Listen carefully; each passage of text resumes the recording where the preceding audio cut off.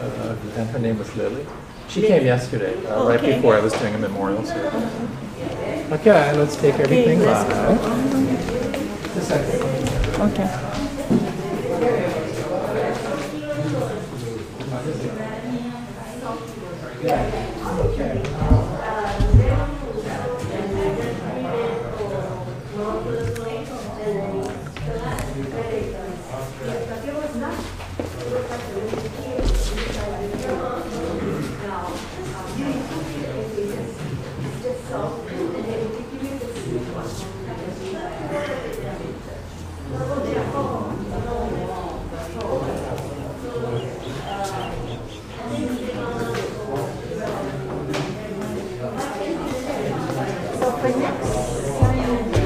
First Sunday of the month, right? So we'll have Dharma school. So do you want me to take the piece? Okay. Unless you want to do the whole program. It's okay, it's good to share. Thanks for hearing. You're welcome. Yeah, okay, thank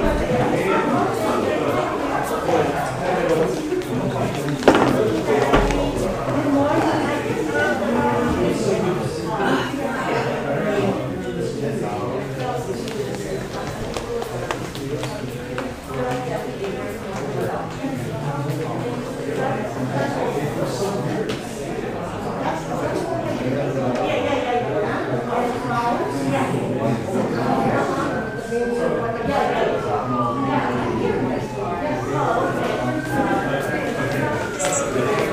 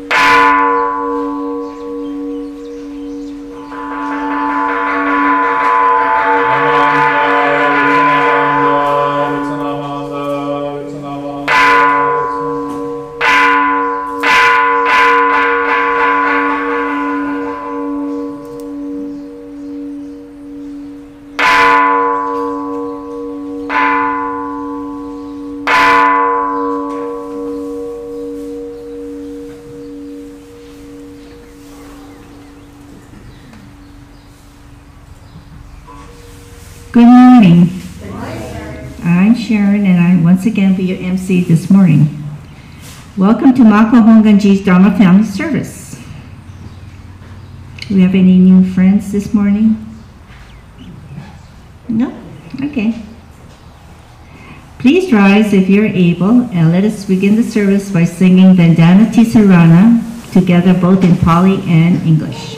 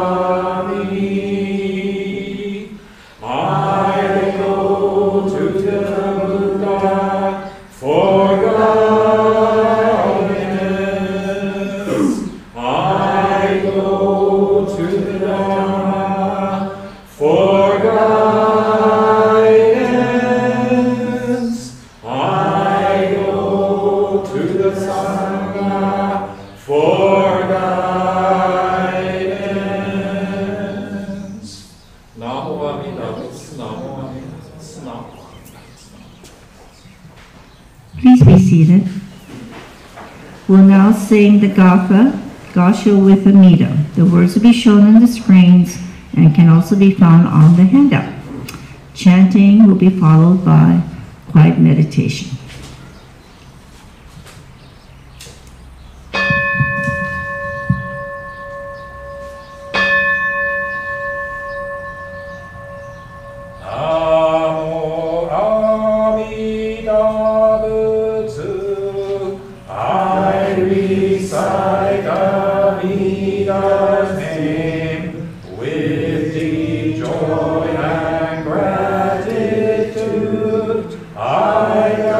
Show with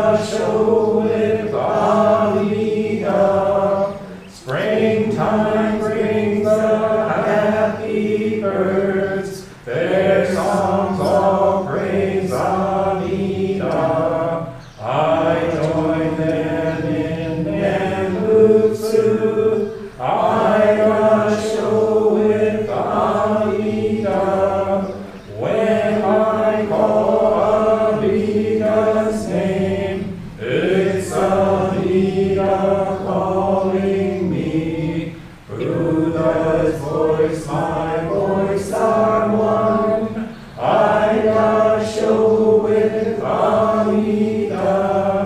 When I'm lonely, I recite Namo Amida Butsu. Then I feel great compassion.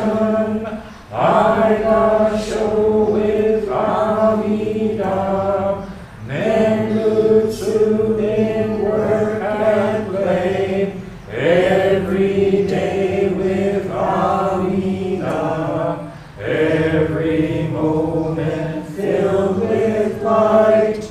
I show with Amida. Remember the golden chain. Kindness to all living things. I will follow this teaching. I show with Amida. In the clear bright morning sun, in the fading light of day, in the darkness of the night, I show with Amida. Namo Amida Butsu. I live in great compassion. This great power guides my life. I show with Amida.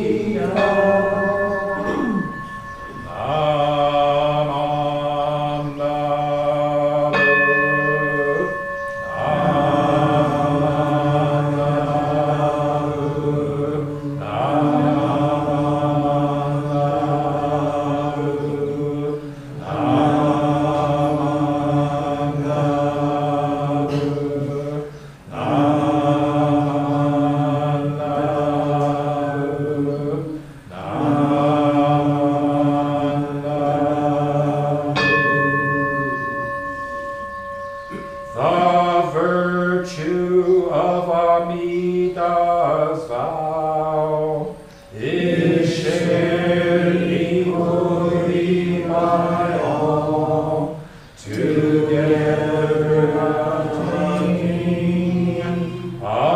awakened mind. We are born in the land of peace.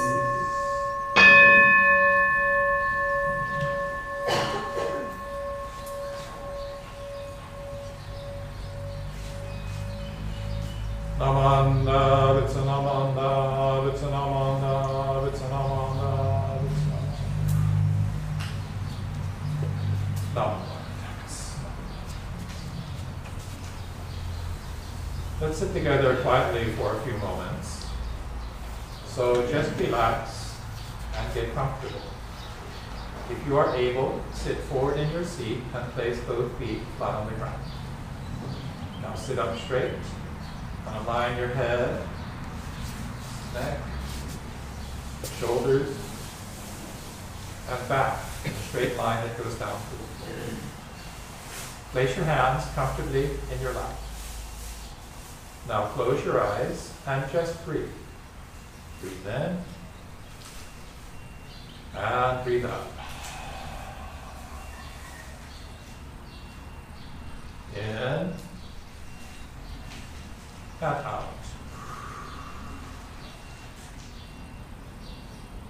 As you breathe in, you feel energy filling your body. And as you breathe out, any stress or worries in your mind just fade away. Just breathe.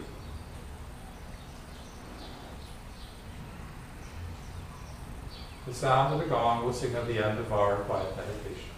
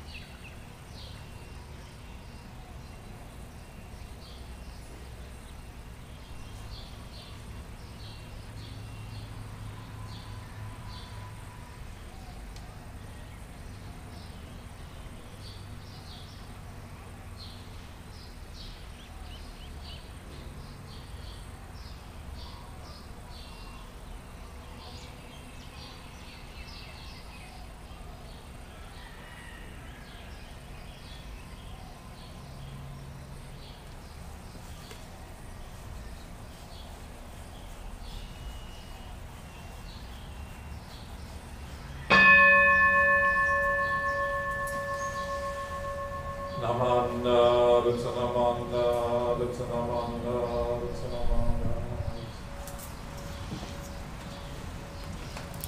Now.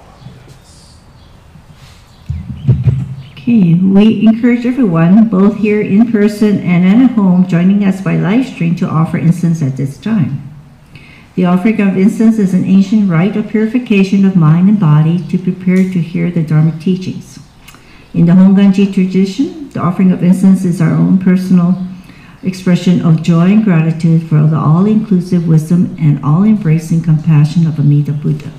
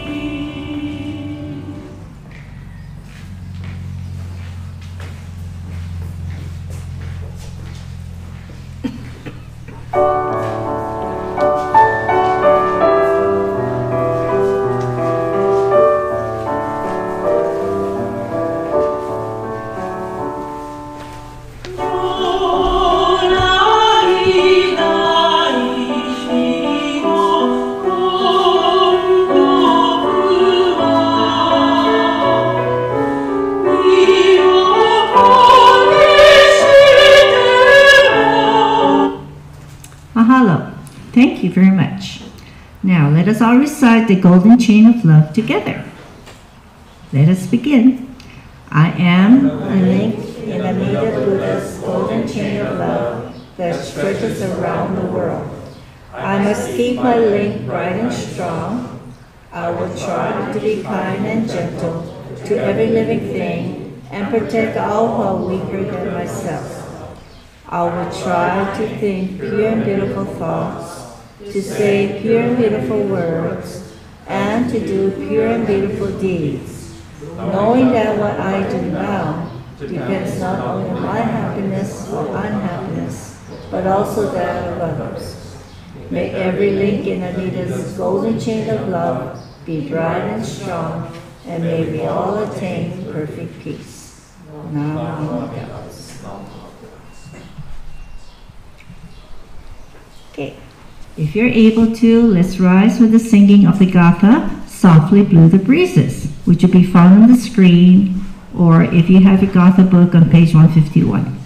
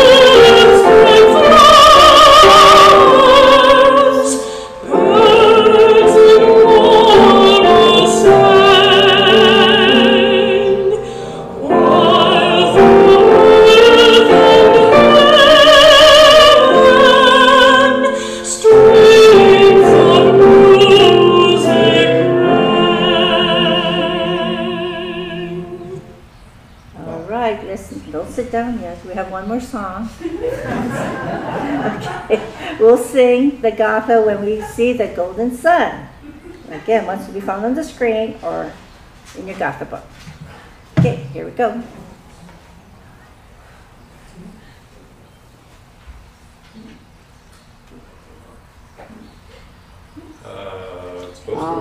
Oh, a cappella? No, I put the music in it. It's supposed to, I tested it this morning. Come on. I know, I heard it.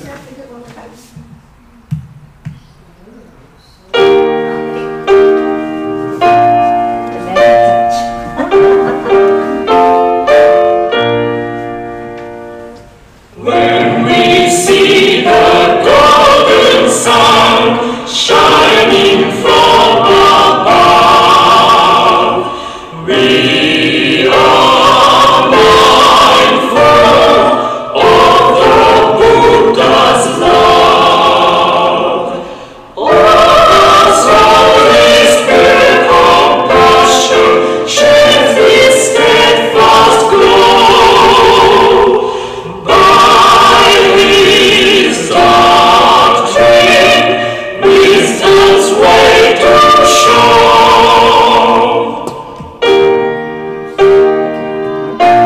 It wasn't dancing.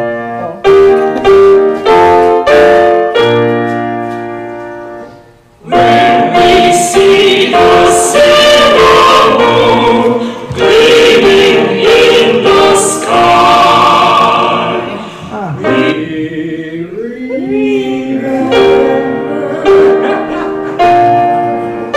Yes, sir. Okay, we're done? When we see the golden sun shining from above. Okay, okay. Well, that was a really good one. Okay, sorry. Okay, you can sit down now. Thank you for your voices. All right. All right. Now are we ready for Lucy and Barkley? Lucy and Barkley. Test. Nobu, you can. One of these days we'll get it right.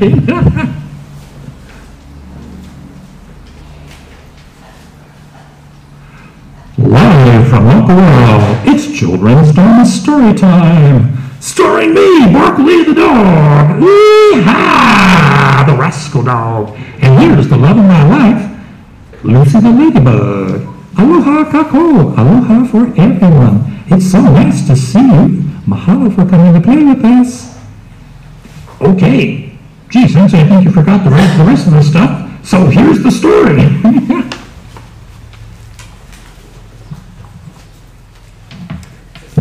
Today's story is The Proudest Blue, a story of hijab and family, by Olympic medalist Ibtihaj Muhammad with S.K. Ali and art by Hatem Ali.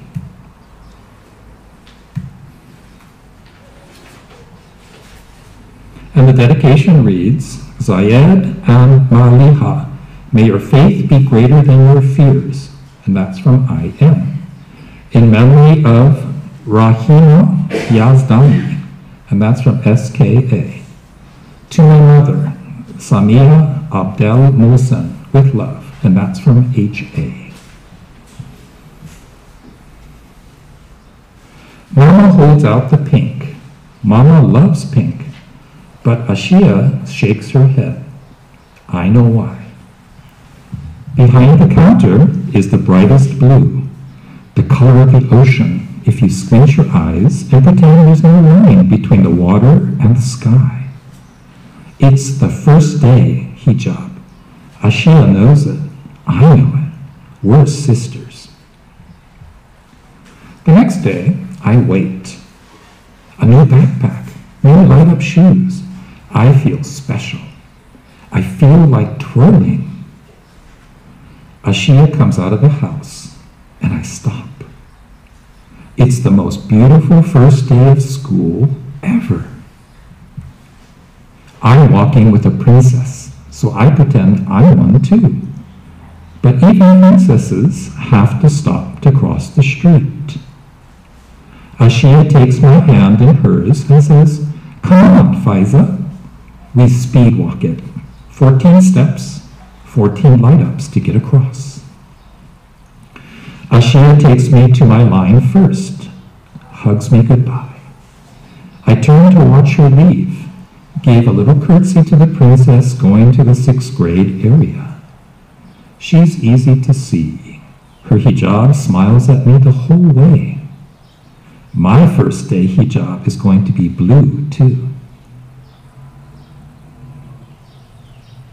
What's that on your sister's head? The girl in front of me whispers. A scarf, I whisper back. I don't know why a whisper came out. I try again, a louder voice now. A scarf, hijab. Oh, she whispers. Ashiya's hijab isn't a whisper. Ashiya's hijab is like the sky on a sunny day. The sky isn't a whisper. It's always there, special and regular. The first day of wearing hijab is important, Mama had said. It means being strong. I turn, but I can't see the blue anymore. I run to the big kid's side, 27 steps to see Ashiya. I need to give her another hug. I need to see her smile. Faiza? Ashiya's eyes wonder why I'm here. Are you excited? I ask. About the first day of hijab? She nods, smiling big, and I feel better. Someone laughs from nearby, a boy pointing at Ashiya. Ashiya's hijab isn't a laugh. Ashiya's hijab is like the ocean waving to the sky. It's always there, strong and friendly. Some people won't understand your hijab, Mama had said. But if you understand who you are, one day they will too. In class, I draw a picture. 2 princesses in hijab having a picnic on an island where the ocean meets the sky. The girl who whispered in line says she likes it. She says it's so loud the teacher comes over to see it. I wonder if Ashiya drew a picture too. Recess time is for 5 cartwheels in a row. I land the last one near the 6th graders, near Ashiya and her friends. Near a boy yelling, I'm going to pull that tablecloth off your head. Ashiya's hijab isn't a tablecloth. Ashiya's hijab is blue, only blue. Ashiya turns away. Her friends turn away. They race to the middle of the schoolyard, their shoes pounding the pavement, playing tag. Mama said, don't carry around the hurtful words that others say. Drop them. They are not yours to keep. They belong only to those who said them. It takes me 48 steps to get away from the yelling boy. After school, I look around. I look for whispers, laughs, and shouts.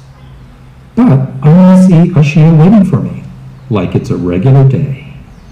She's smiling, strong.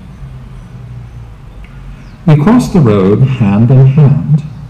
I can't wait to get home to show Mama the picture I drew, to show Ashiya that I'm wearing the same hijab in it. Because Ashiya's hijab is like the ocean and the sky, no line between them, saying hello with a loud wave, saying I'll always be here, like sisters, like me and Ashiya. The end. And the book continues with the author's notes and the Olympic medalist. She won an Olympic medal. She shares her own experience about wearing hijab and why she wrote this book.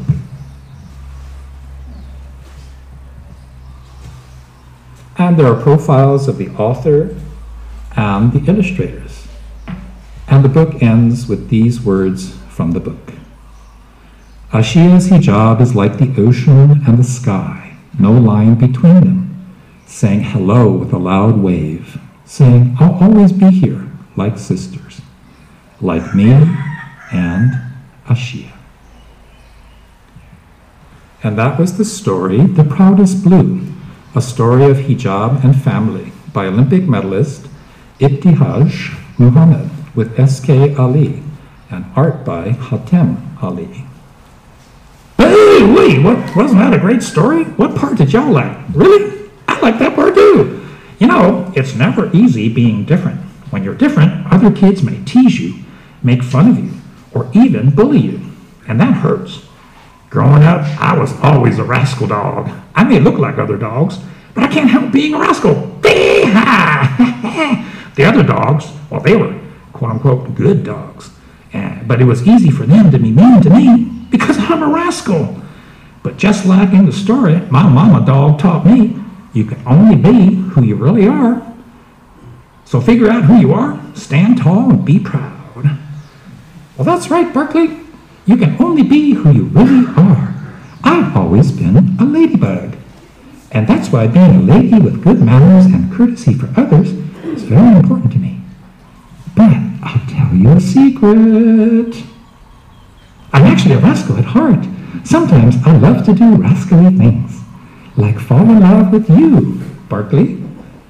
The rascal dog, you may be a rascal, but you're my rascal, and I love you more than anything in the whole world. Oh, shucks, now I'm Barkley the shy dog. Come here and give me a hug so no one can see me being all shy like. Let's give Sensei a hug too. Woo, okay. This is a good place to turn the page, Sensei. Mahalo, Barkley and Lucy. You're always so sweet to include me in your hugs. Let's give everybody a hug. Okay, hug time. Woo!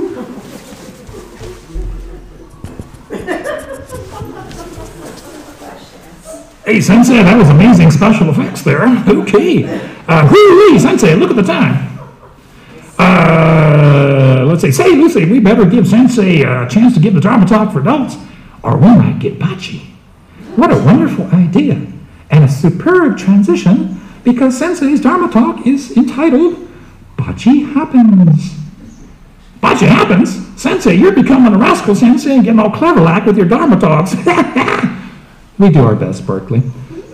Say, Lucy, what do you say we go to the refreshments? Go check out the refreshments in the social hall. Oh, Berkeley, you had me at refreshments. We go. Fade to black. Remember, kids, be good. Well, not too much.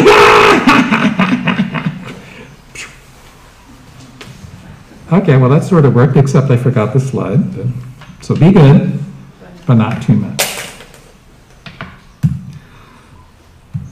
So good morning. Aloha kakahiaka. Ohau gozaimasu. I'd like to begin with the words of Shinran Shonin. That's going to be a little hard to see, sorry. Saved by the inconceivable working of Amida's vow, I shall realize birth in the Pure Land.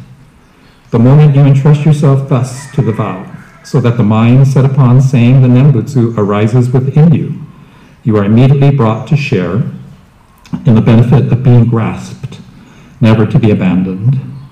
Know that the primal vow of Amida makes no distinction between people young and old, good and evil.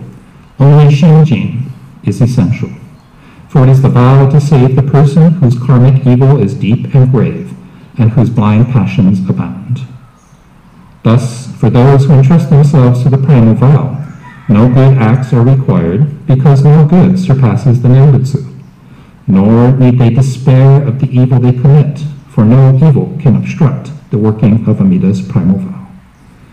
The words of Shinran Shonin. Namo Amida Butsu. Namo Amida Butsu. You can find this in Tanisho, a record of lament and of divergences, collected works of Shinran, Volume 1, page 661.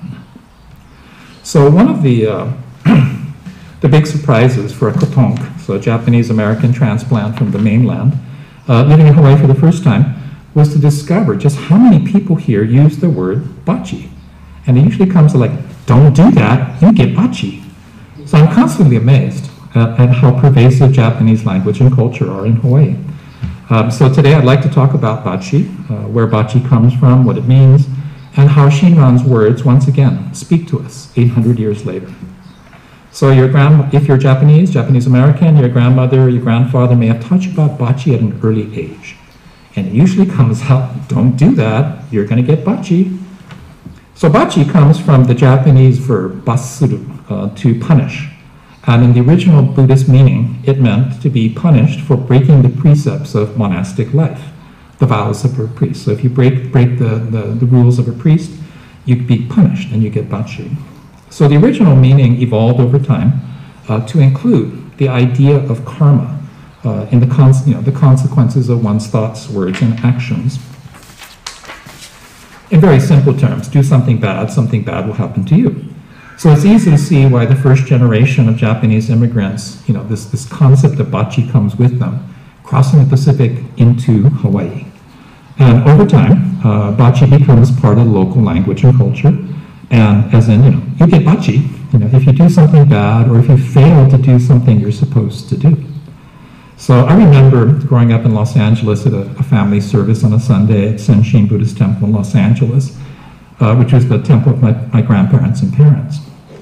And the story goes something like this. So once upon a time, an elderly member of the Sangha was concentrating so intently on the minister's Dharma talk, he closed his eyes to focus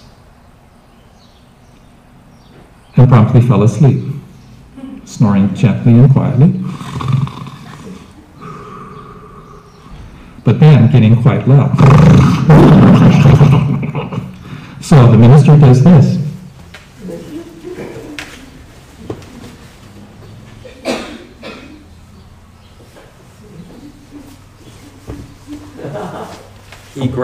He grabs the striker for the gong and throws it at the sleeping person.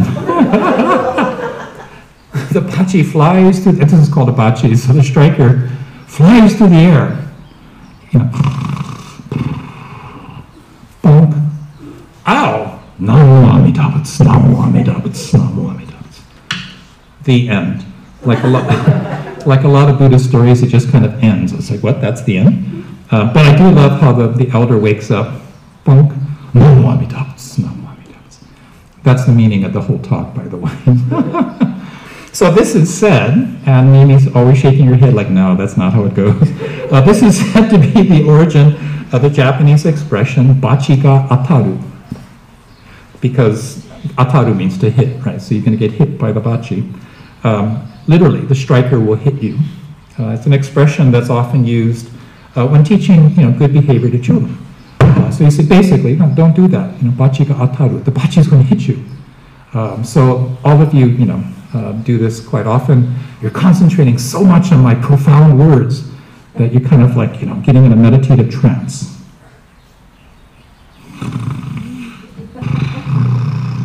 So just to teach a Buddhist lesson, bonk, Namo Amitabhats, Namo. So this use of bachi ga ataru, comes with the Japanese immigrants 130, 140 years ago to Hawaii, who teach it to their kids, who teach it to their kids, who teach it to their friends. Nobody want to get bachi, don't do that. Oh, okay. Just true or not, it's an amusing story that I use when I introduce the Naijin, the inner sanctum, to guests and visitors to our temples. But have you ever noticed that bachi is something that happens to other people? So in the world of YouTube, right, instant karma, look that one up, instant karma. It's a thing. I mean, there's like hundreds of videos about instant karma. So, does anybody else waste entirely too much time watching these online videos about instant karma?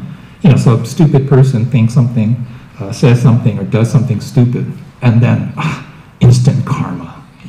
So you're driving down the highway, some guy cuts in front of you, instant karma, boom, his motorcycle explodes.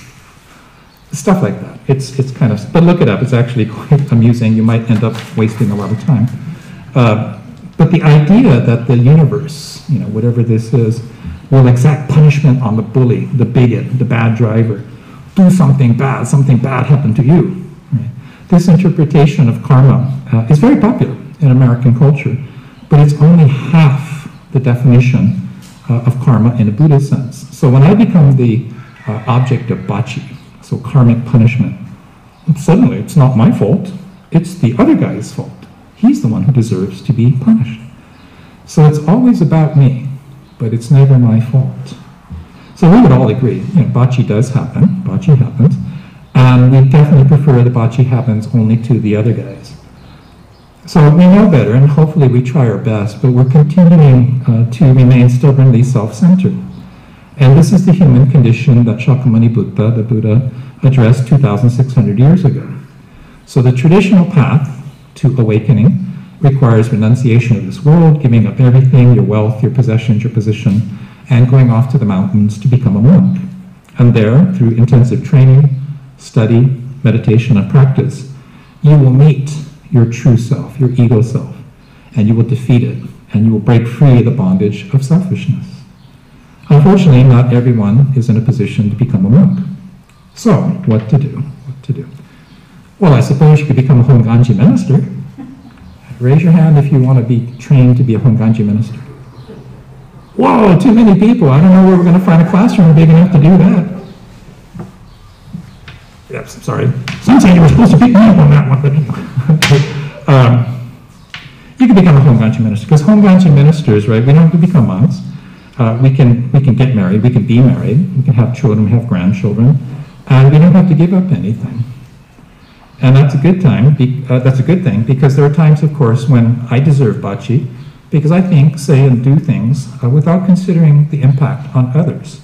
I'll act in anger, respond in rage, or worse, using angry looks, unkind words, or manipulative calculation to hurt other people deliberately. So I'm no better than anybody else, simply because I'm allowed to wear the robes of a Honganji priest. I'm nothing more than Bonbu, or ordinary, unexceptional, just utterly human, a human being, self-centered, ego-driven, all the time. It's about me. But we must remember Amida's great compassionate vow, the 18th vow, the primal vow, the Hongan. It's the absolute assurance that precisely because I'm unable to achieve awakening on my own, Amida's vow is that I, just as I am, will be born into the Pure Land, where I will instantaneously realize enlightenment, becoming Buddha, and returning to this world to help others to find their way to birth into the Pure Land. Just as I am, just as I am, the karmic fool. Amida's compassion embraces me, just as I am, never to abandon me. So no matter how much bocce I may or may not deserve for the things I've thought, said, and done, Amida's primal vow embraces me. My selfish character remains. I'm fundamentally a selfish, arrogant, and self-delusional, ugly human being. And yet, I am saved. I am saved. I'm not worthy of such great compassion, and yet it comes to me, of all people. So Amida saves me, just as I am. But, being human, we often think that just as I am means like, just as you are is actually how the expression goes. But we instantly turn around and say, oh, just as I am, it's okay to be me, capital M, capital E, my ego self. But that's my ego self, flipping it around, right? Just as you are. Oh, just as I am. Woo, it's about me. The truth, though, just as you are, is from Amida's perspective, not from my perspective. The truth is I am karma's fool. I can't begin to comprehend how Amida's vow works in real terms, quote-unquote real terms. But in purely personal terms, the light of Amida's wisdom illuminates my true nature as a karmic fool. So I know my self-centeredness causes stress, which I'm addicted to. I have a stress addiction. I know my addiction to stress causes physical and mental pain, which creates more stress. I know that my self-centeredness creates stress for other people, which I regret, and yet I continue doing. The truth, my self-centeredness is my true nature, and that's why Amida's immeasurable light embraces me, just as I am. So Shinran's words make it clear that no matter how much bocce I may deserve, Amida's compassion is all-embracing. Amida's vow is to save me because I am the karmic fool. So aware of my self-centered nature and the consequences impacting other people, I'm enabled to think, to try. The Golden Chain's very clever. He says, I will try to think pure and beautiful thoughts. I will try to say pure and beautiful words. I will try to do pure and beautiful things. And so I say Namo Amida Butsu in gratitude for the absolute reality that Amida's got my back. And I share the joy of Namo Amida Butsu with everyone I meet. So to close today's Dharma talk, let's return to the words of Shinran Shonin. Saved by the inconceivable working of Amida's vow, I shall realize birth into the Pure Land. The moment you entrust yourself thus to the vow, so that the mind set upon seeing the Nembutsu arises within you, you are immediately brought to share in the benefit of being grasped, never to be abandoned. Know that the primal vow of Amida makes no distinction between people young and old, good and evil. Only Shinjin is essential. For it is the vow to save the person whose karmic evil is deep and grave, and whose blind passions abound. Thus, for those who entrust themselves to the primal vow, no good acts are required, because no good surpasses the Nembutsu, nor need they despair at the evil they commit, for no evil can obstruct the working of Amida's primal vow. Namo Amida Butsu, Namo Amida Butsu, Namo Amida Butsu. The words of Shinran Shonin quoted in the Tanisho. Mahalo for listening this morning. May your day be filled with aloha. Namo Amida Butsu.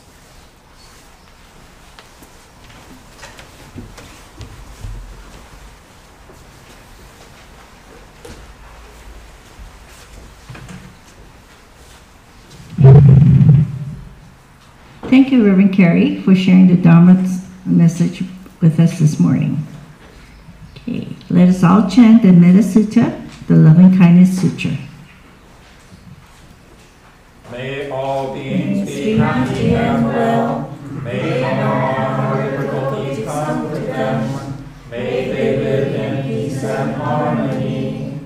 May by being happy and well, may no harm or difficulties come to me. May I live in peace and harmony. May my family be happy and well. May no harm or difficulties come to them. May they live in peace and harmony. May my friends be happy and well. May no harm or difficulties come to them. May they live in peace and harmony. May my teachers be happy and well. May no harm or difficulties come to them. May they live in peace and harmony. May strangers be happy and well. May no harm or difficulties come to them. May they live in peace and harmony. May my enemies be happy and well. May no harm or difficulties come to them. May they live in peace and harmony. May all beings be happy and well. May no harm or difficulties come to them. May they live in peace and harmony.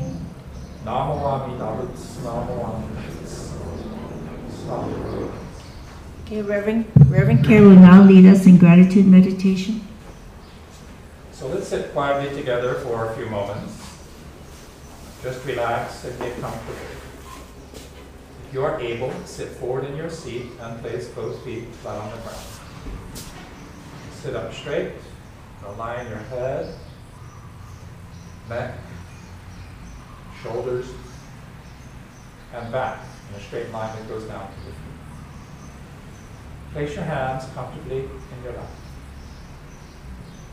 Now close your eyes halfway, so you're looking both outwardly and inwardly. And just breathe. Breathe in and breathe out. In and out. As you breathe in, think of something for which you are grateful. And as you breathe out, just say mahalo. Thank you, thank you, thank you. Just breathe. The sound of the gong will signal the end of our quiet meditation.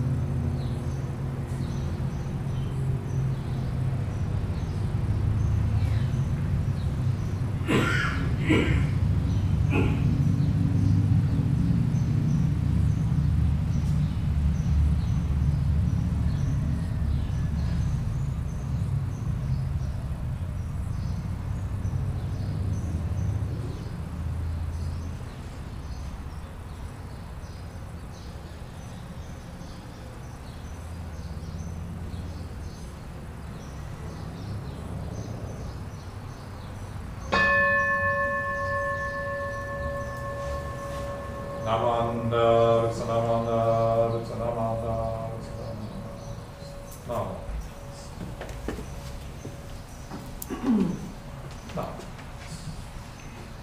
Thank you. Okay, please rise for the singing of Ondu Butsan, the hymn of gratitude written by Shinran Shonin, which will be found on the screen or on a handout.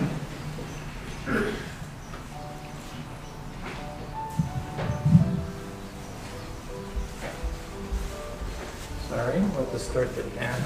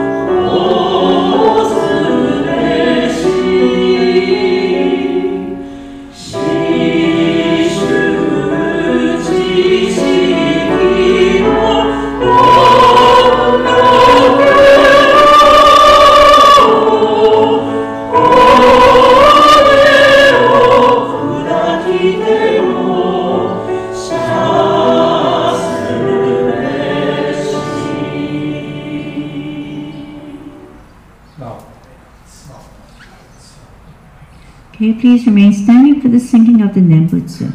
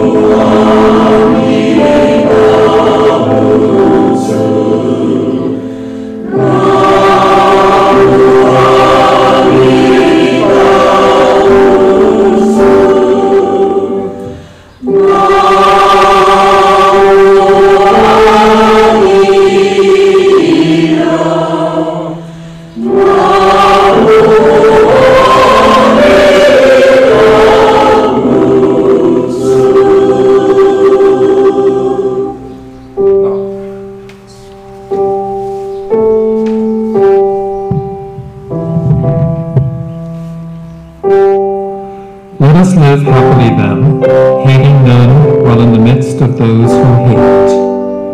Let us dwell free from hate while among those who hate. The wisdom of Shakyamuni Buddha, which you can find in the Dhammapada. Namo Amida Butsu. Namo Amida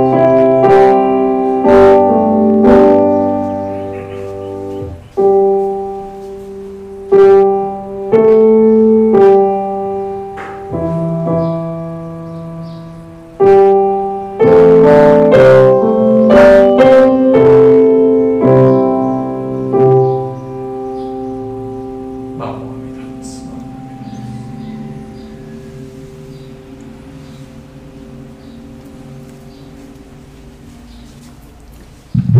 Please be seated. Thank you.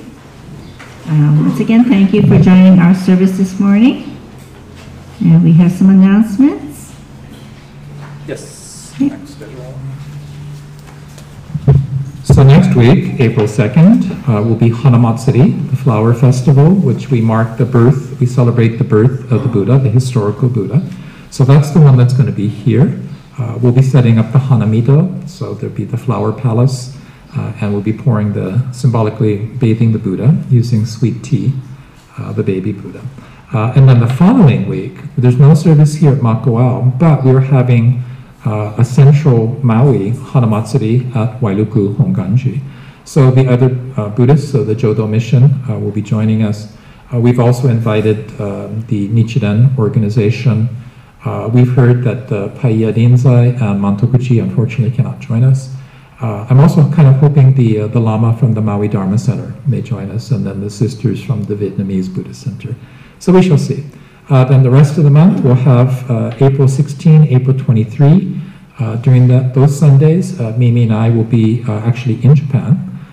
So we'll have 2 lay services back to back.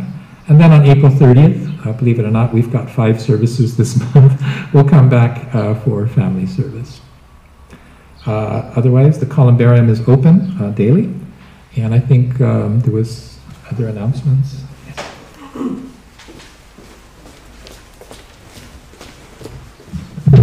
Good morning. We wanted to thank John Yanell for his hard work in starting our repair and maintenance list.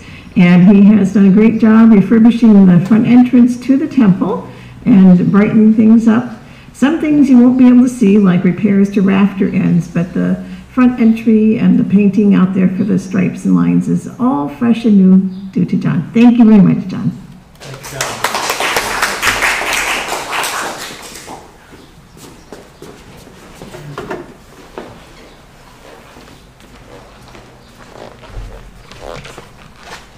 This is for sharing. Yesterday, 4 of us from the Nisei Veteran Center went to Oahu for a banquet. And just to let you know that this month celebrates the 80th year of the forming of the 442nd Regimental Combat Team. Some of our temple members present and in the past were members of the 442 or the 522 Field Artillery, MIS, or with the 100th Infantry Battalion. So Sam Morikawa, one of our leading Sangha member, was with the 522 Field Artillery. We have other temple member, Janice Shiraki's husband was with the 442. Kelvin Higuchi's uncle from Lahaina, Fujii, was also in the unit. So there's something that we all should continue to share, the legacy of these Nisei veterans. Yesterday's speaker was the son of the late Senator Inouye. His name is Ken Inouye, and he also touched upon that we should continue to share and what these Iseis and Niseis went through during the wartime where discrimination was real high, and not to forget it can happen again. So history needs to be taught and brought up to our next generation so we don't have this type of situation again. Thank you. Anybody else? Just a side note, next Sunday, I know it's Hanamatsuri, we're also having Dharma school. Okay, so please encourage your grandkids to attend. And I guess that's it. And everyone is welcome to refreshments for talk story in the social hall. See you next week. Bye.